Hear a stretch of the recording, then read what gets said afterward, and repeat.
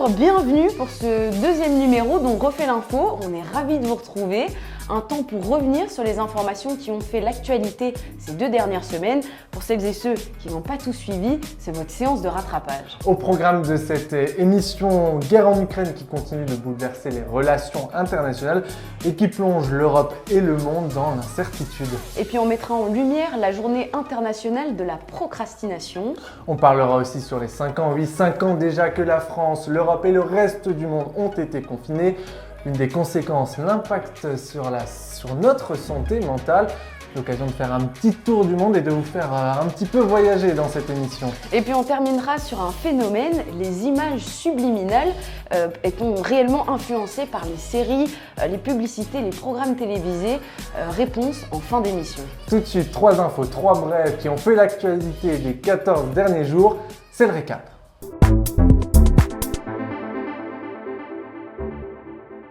On commence ce récap par la situation entre Israël et la bande de Gaza. L'enfer de la guerre a repris dans la bande de Gaza après 2 mois de cessez-le-feu. Cet accord n'aura été qu'une courte parenthèse entre les bombardements israéliens et les privations imposées aux plus de 2 millions de Palestiniens. Israël, soutenu incontestablement par Donald Trump, accuse le Hamas de ne pas libérer les 59 otages israéliens encore entre ses mains. L'accord de cessez-le-feu avait permis la libération d'otages des 2 côtés et la reprise de l'aide humanitaire, mais la guerre a redémarré avec des centaines de morts palestiniens et leur reprise forcée sur la route de l'exode. Et ce n'est pas tout, en Israël, une crise politique interne vient également compliquer la situation.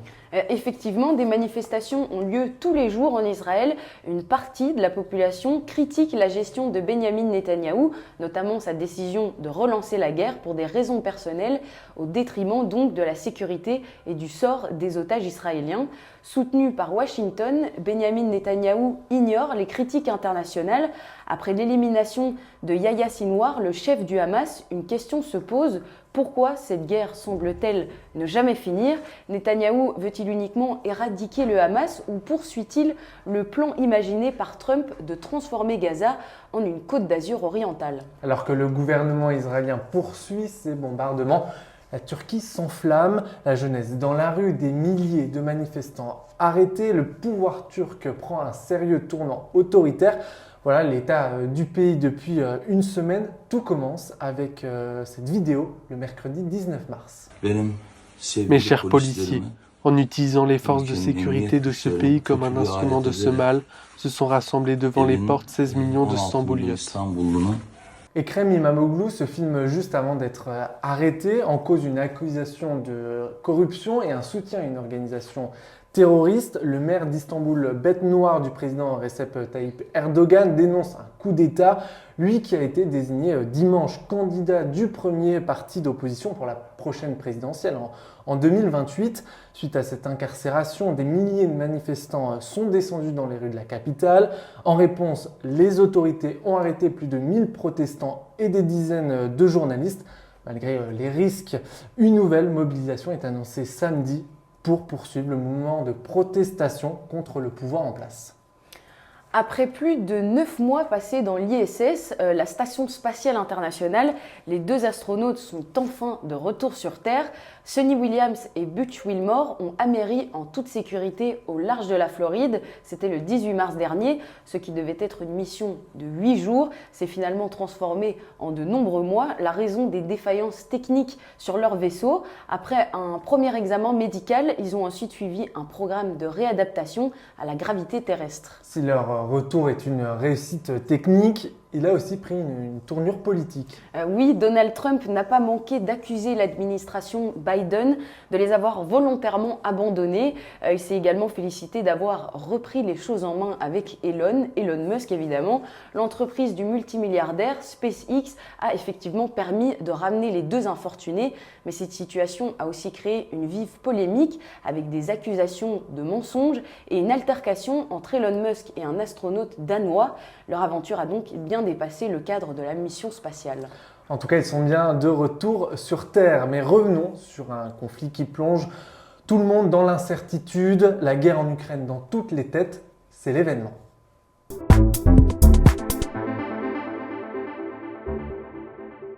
Depuis plusieurs semaines, tout s'accélère, négociations, cessez-le-feu, sommet en Europe, difficile d'y voir toujours très clair, surtout après les propos du président de la République lors de son allocution le 6 mars.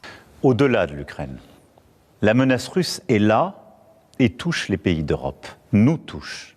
La menace russe est là, ce sont les mots d'Emmanuel Macron, mais alors qu'en est-il réellement de cette menace pour la France et pour l'Europe ?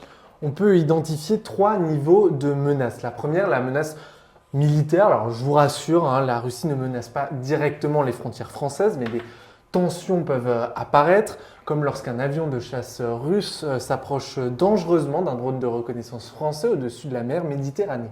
Mais les capacités militaires russes sont-elles bien plus supérieures que les capacités militaires françaises ? Alors en termes de nombre, sans aucun doute, c'est 1,5 million d'effectifs actifs pour la Russie contre 270 000 pour la France. La Russie consacre près de 150 milliards dans le budget de sa défense, soit plus de 6% de son produit intérieur brut. En France, c'est seulement 2% du PIB pour plus de 68 milliards d'euros. Mais la comparaison entre les deux armées reste toujours difficile et limitée. Je vous le rappelle que l'armée française reste une armée professionnelle, ce qui n'est pas toujours le cas de la Russie. Si les frontières françaises ne sont pas directement menacées, est-ce que c'est différent pour les pays frontaliers de la Russie ? Oui, Finlande, Pologne, Lituanie, tous sont concernés par la possibilité d'une invasion sur leur territoire. Le service de renseignement extérieur de l'Estonie a averti que la Russie renforçait ses forces armées. De son côté, les Danois estiment que les Russes seraient prêts à mener une guerre de grande ampleur en Europe d'ici 5 ans si elle percevait l'OTAN comme faible. La deuxième menace qui pèse sur la France, ce sont les cyberattaques. Là, on rentre dans ce qu'on appelle les guerres hybrides, l'un des terrains de jeu favoris des Russes. Ils multiplient les attaques cyber dans l'Hexagone. Villes, collectivités, entreprises, voire hôpitaux sont des cibles potentielles. En début d'année, je vous le rappelle, des militants pro-russes du groupe pirate No Name ont lancé des cyberattaques contre ces établissements publics. C'est le principal risque pour Dominique de Villepin. Ce qui nous menace le plus, c'est dans le cadre de la guerre hybride, la capacité de la Russie à déstabiliser 2 choses. D'abord, notre sécurité, vous en avez parlé tout à l'heure, sur le plan cyber, sur le plan des grands réseaux, ils ont la capacité de couper l'interrupteur et à un moment donné de mettre en panne, de mettre en croix des services publics, des hôpitaux, des institutions nationales, des banques. Donc il y a une fragilité, mais qui est celle de tous les pays européens. Il faut donc se renforcer. Il y a une deuxième fragilité, c'est que nous avons un pays qui est divisé. Les mots de l'ancien Premier ministre annoncent la 3e menace, une guerre informationnelle. C'est l'autre stratégie menée par la Russie, dont la France est particulièrement visée, il faut le dire. Ils utilisent 7 modes opérationnels informationnels, avec notamment l'animation d'avatars sur les réseaux sociaux pour diffuser de la propagande, la création aussi de faux sites d'information. C'est ce qu'on appelle finalement le double maléfique, visant à usurper l'identité de sites d'information, de médias comme Le Monde, ou de sites ou des institutions comme l'OTAN ou le Quai d'Orsay. Alors, toutes ces méthodes ont plusieurs buts. D'abord, influencer le débat public, créer des tensions sur le territoire et à terme fragiliser notre démocratie. Et pour nous éclairer encore un peu plus sur la guerre entre l'Ukraine et la Russie, on accueille Luc Dumont. C'est notre invité, le directeur des programmes de l'ILRI, l'Institut libre des relations internationales et des sciences politiques à Nice. On revient avec lui sur les dernières avancées des négociations. Bonjour Luc Dumont. Bonjour. Merci de nous accueillir pour nous éclairer un petit peu sur la situation en Ukraine. Donc, depuis quelques jours, on voit quand même des avancées sur les négociations entre la Russie dans la guerre entre l'Ukraine et la Russie. Un cessez-le-feu d'abord sur les infrastructures énergétiques, puis en mer Noire décidé hier, annoncé hier. Quel regard vous portez sur ces avancées dans les négociations ? Bon, écoutez, il y a sans doute beaucoup d'effets d'annonce. Le président Trump, déjà dans la campagne électorale, se présentait comme un faiseur de paix en une journée. On voit que c'est bien plus compliqué que ça. Manifestement, son équipe n'est pas du tout au fait de la diplomatie internationale. On a quand même un comportement d'amateur de la part des États-Unis. Vladimir Poutine, le président russe, a le temps il joue la montre, hein, il n'est pas pressé du tout. Les Ukrainiens sont pris entre deux feux parce qu'ils doivent à la fois ménager leurs partenaires américains, et on sait à quel point ça peut être difficile pour l'instant, et rester dans une position qui ne déforce pas vis-à-vis de la Russie. Et donc voilà, il y a beaucoup d'effets d'annonce. Les Américains veulent à tout prix pouvoir annoncer quelque chose. On sent bien que le président russe est peu coopératif par rapport à cela. Et les Européens naviguent au milieu de tout cela.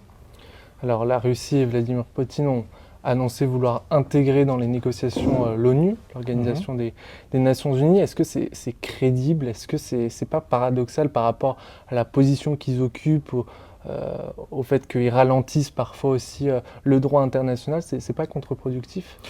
C'est particulier quand on sait à quel point les Russes et leur président se fichent royalement du droit international, et comment ils peuvent utiliser l'ONU ou bloquer l'ONU régulièrement avec leur droit de veto. Encore une fois, je pense qu'ils jouent la montre. On le sent bien dans les négociations. Ce qui intéresse les Russes, c'est surtout de récupérer de la liberté en mer Noire, où ils sont coincés tant sur le couloir commercial, pour le coup, d'exportation des céréales, et puis leur flotte est en difficulté aussi vis-à-vis d'une puissance ukrainienne qui fondamentalement n'avait pas de puissance navale, et qui malgré tout a mis en déroute à plusieurs reprises la flotte russe. Donc voilà, Vladimir Poutine essaie d'engranger d'une façon ou d'une autre des avancées qui l'intéressent, avec une levée des sanctions aussi, qui n'est probablement pas prête d'arriver. Et voilà, donc d'un côté, on a les Russes qui jouent la montre, qui se présentent plus blancs que blancs en faisant intervenir l'ONU, mais il y a beaucoup d'effets d'annonce, oui. Si un accord de paix venait à être trouvé dans les prochains jours, les prochaines semaines, ardemment souhaité par les États-Unis par ailleurs, au vu de la situation actuelle sur le front, où les Russes parviennent non seulement à garder leur territoire acquis il y a maintenant près de 3 ans et qui avance progressivement, est-ce que ça ne serait pas une victoire pour la Russie et une défaite pour l'Ukraine et pour l'Europe? Si, certainement, et ce serait aussi la porte ouverte à d'autres vérités territoriales. On pense à Taïwan et à la Chine, par exemple. Après, nous sommes ici à quelques milliers de kilomètres du front, on est bien installés dans un fauteuil, nous ne sommes pas en train de mourir dans les tranchées sous les balles. Et donc pour les combattants qui sont, que ce soit les Russes ou les Ukrainiens, hein, peu importe le camp, les soldats qui meurent tous les jours, un cessez-le-feu, une trêve, est de toute façon quelque chose de positif. À côté de cela, oui, on sent bien que les Russes ne jouent pas le jeu. Qu'ils cherchent des conditions qui sont de toute façon irréalisables pour justifier un non-cessez-le-feu, ou en tout cas une rupture de cessez-le-feu avant même qu'il commence. Ils continuent de taper sur les infrastructures énergétiques de l'Ukraine. Donc voilà, les conditions ne sont probablement pas ou certainement pas réalisées pour obtenir un cessez-le-feu correct. Si on peut le dire comme cela. Et puis c'est au mépris de toute façon de l'intégrité territoriale de l'Ukraine. Donc on aurait un pays agresseur qui passe les frontières d'un État souverain, reconnu internationalement, et qui s'approprie par la force une partie de son territoire. Et ça, évidemment, c'est un très très très mauvais signal. À côté de cela, encore une fois, nous ne sommes pas, nous, en train de mourir dans les tranchées. Donc une solution pacifique est toujours la bienvenue, évidemment, mais le prix à payer est peut-être aussi élevé en termes de droit international et de géostratégie. Oui. Merci Luc Dumont. Je vous rappelle, vous êtes directeur des programmes de l'ILRI à Nice, l'Institut des relations internationales et des sciences politiques. Voilà, merci. Merci. À présent, parlons d'une journée internationale, celle de la procrastination, c'est le jour J.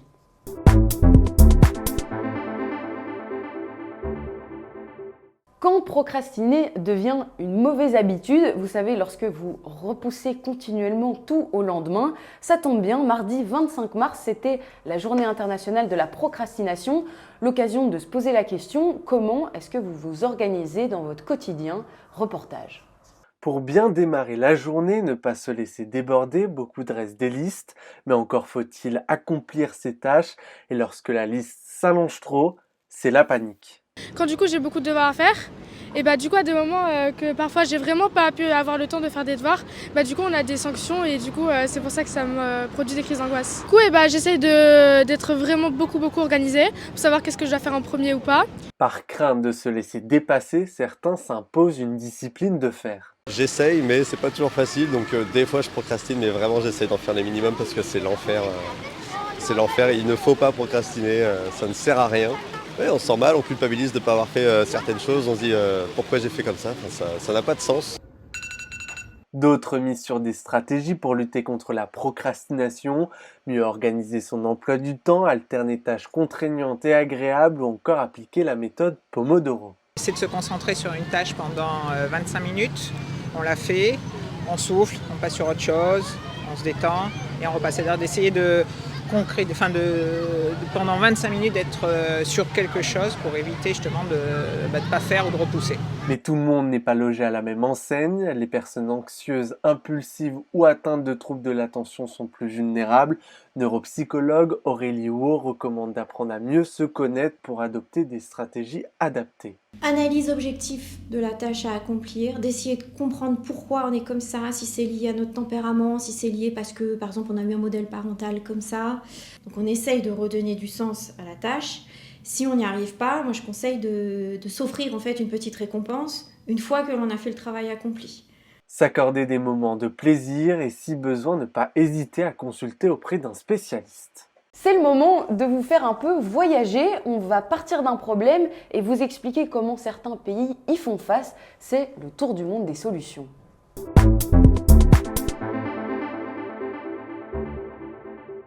Voilà ce qu'il s'est passé le 16 mars 2020.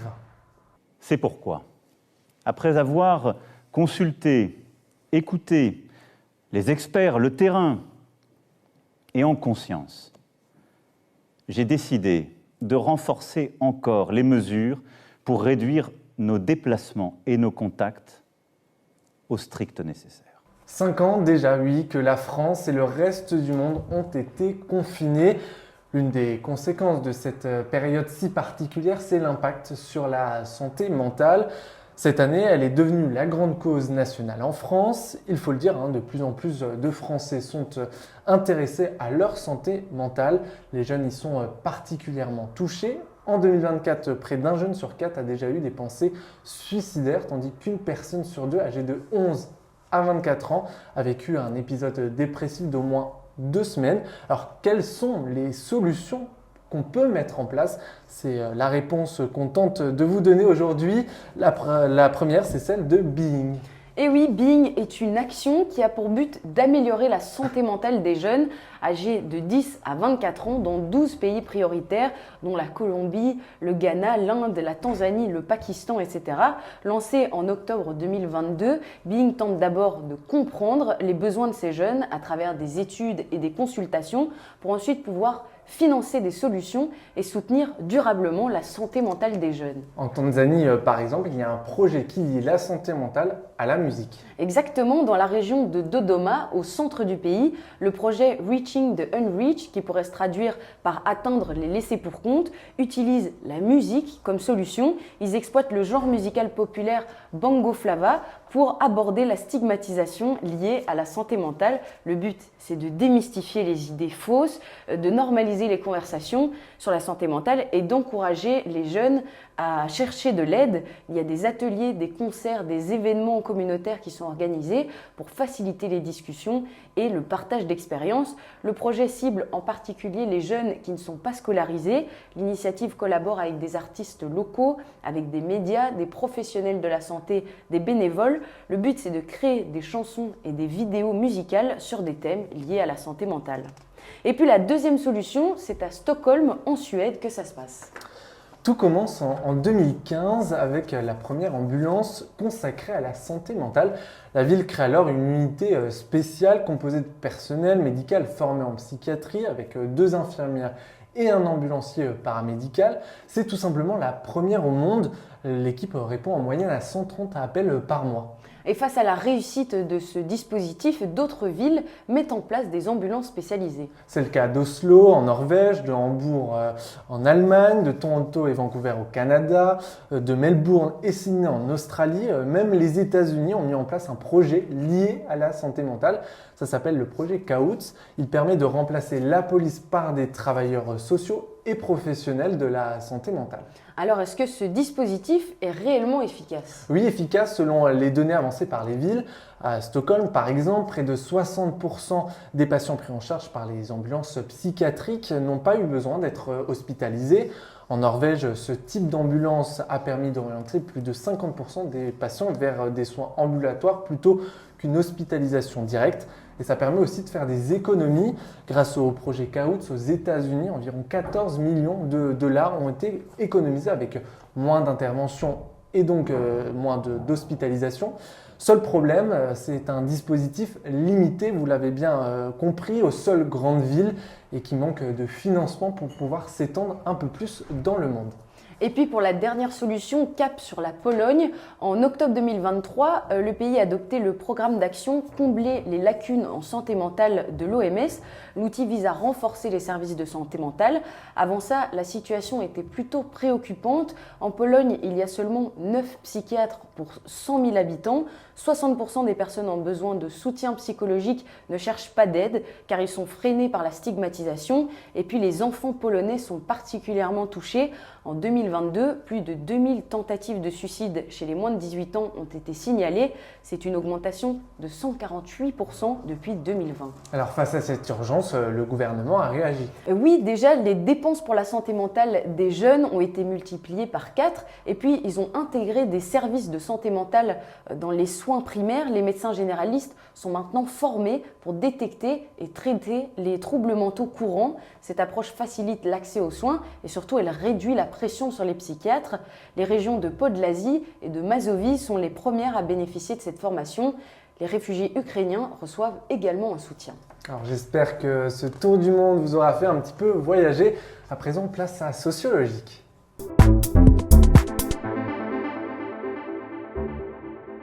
On vous décrypte un concept qui explique un phénomène sociétal. On vous en dit pas plus, découvrez tout ça en vidéo.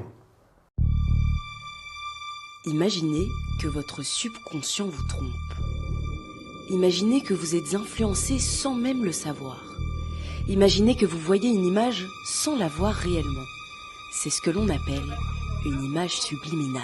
Lorsque vous regardez une vidéo, elle est tournée en 24, 25 voire 50 images par seconde. Si une de ces images est différente des 25 autres, alors votre cerveau le percevra inconsciemment, c'est-à-dire qu'il enregistre l'information sans que vous en ayez pleinement conscience. Tout a commencé en 1957. James Vicary, un commercial américain, affirme avoir augmenté les ventes de coca et de pop-corn dans son cinéma, le tout grâce à des images subliminales glissées dans certains films. C'était finalement une pure invention. James Vicary n'a pas plus vendu de coca ou de pop-corn, mais il donne des idées. En France, par exemple, en 2001, dans l'émission Pop Stars, 33 images subliminales de l'appareil jetable Kodak Fun ont été insérées. Et puis dans la série Caméra Café, un chewing-gum apparaît dans le générique sans même s'en apercevoir. Ce procédé est aussi utilisé en politique. Lors de la campagne présidentielle de 1988, le visage de François Mitterrand apparaît sur le logo d'Antenne 2. Ça a été diffusé plus de 2000 fois avant d'être retiré. Depuis 1992, les images subliminales sont totalement interdites en France. Mais alors, est-ce qu'une image subliminale influence réellement ? Pas vraiment. Selon une étude menée en 1999, son impact est limité. Si elle est repérée par le cerveau, elle n'oriente pas pour autant le comportement de consommation vers un produit donné. Seul impact, une image de boisson cachée augmente la probabilité de consommer de la boisson. Et Et voilà, oh non, déjà la fin, oui, c'est déjà la fin de cette émission. Merci à Hugo pour la technique, merci Hugo, hein, je sais que tu me vois de là-bas. On se retrouve dans 15 jours, 15 dodo, vous inquiétez pas, pour refaire avec vous l'actualité. À très bientôt, les guys, on vous adore.